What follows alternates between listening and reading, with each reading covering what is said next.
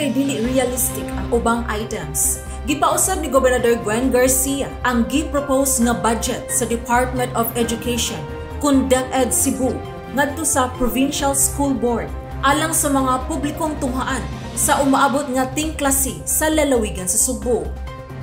Ang DepEd Cebu Province Division pinaagi ni Provincial Schools Division Superintendent Dr. Marilyn Andales niduso sa PSB og 427.7 milyones pesos nga kinatibuk ang expenditures alang sa budget year 2021.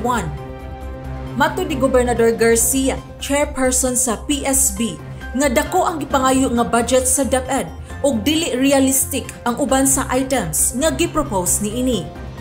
Mas dako pa gani ang gisugyot nga pondo sa ahensya kung itandi sa balanse nga pondo sa school board nga 402.2 milyones pesos hangtod sa Hunyo 30 base sa report ni Provincial Treasurer Roy Salobre.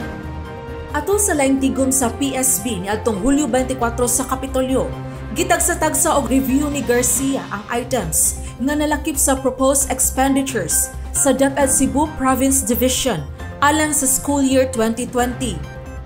Usa na niini ang kinatibuk ang 127 milyones pesos alang sa pagpalit og mga libro alang sa subject nga good manners and right conduct alang sa mga tinun-an gikan sa grade 1 hangtod sa grade 6.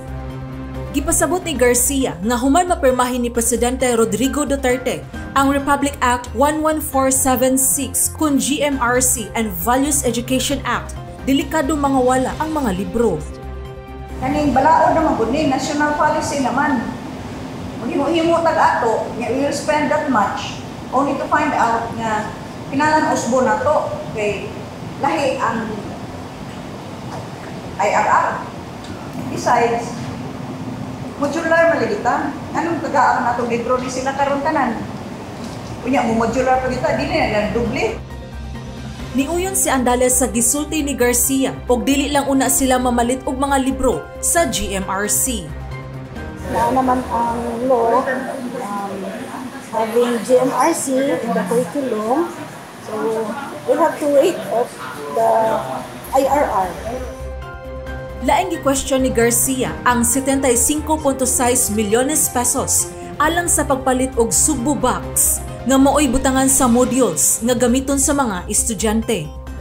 Gisugyot sa gobernador nga plastic envelope lang ang butangan sa modules aron barato og dili mausik ang Sugbo box kung mag face-to-face na ang klase sa Enero.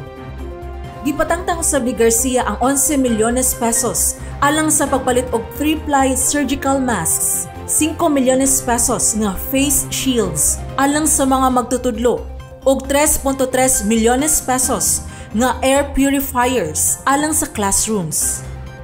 Gipasabot sa gobernador nga ang mga empleyado sa Kapitolyo ra gani ang nagpalit sa ilang kaugalingon nga face mask og air purifiers. No, I cannot fathom nganong dili ang DepEd ana. We take care of our own ba.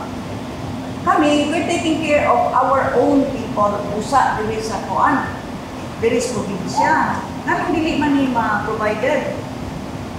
I cannot be spending this much when I have not even spent this much for our own employees. Gipasalig hinuon sa gobernador nga mohatag og face masks ang Kapitolyo sa mga magtutudlo. Magpalit usab sila og UV lamps aron pag-sterilize sa mga faculty room ug lawak saringan.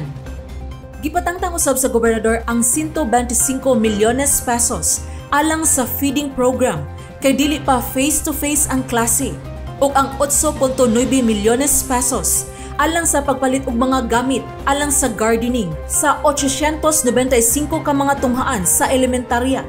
Sanglit anaa sa ilang mga balay ang mga tinun-an ug naausab ang sugbusog nga programa sa Kapitolyo.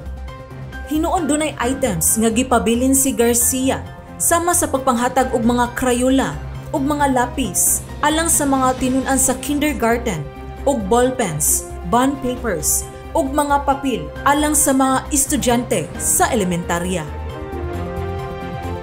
Alang sa balita sa Sugbo, kini si Sheila Gravines.